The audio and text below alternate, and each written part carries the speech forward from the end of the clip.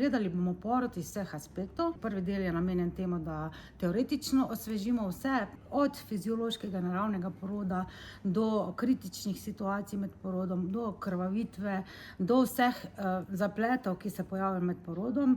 In jutri pa imamo del delavnice namenjen za praktično, kjer imamo vse te scenarije, ki se lahko pojavijo pri porodu, ki zapletajo normalen nefiziološki porod, in kjer moramo hitro odreagirati, da imamo zdaj recimo suho vajo, potem ko bo pa v realnosti prišlo, bomo imeli dobre prakse in dobre izkušnje. Na tem področju se v porodnišnici Maribor vršijo številne izboljšave, poskušamo porod čim bolj približati željam porodnicam, rojevamo v različnih položajih, potem med samim porodom poskušamo olajšati bolečine s spreminjanjem položaja, z nefarmakološkimi metodami lajšanja bolečin.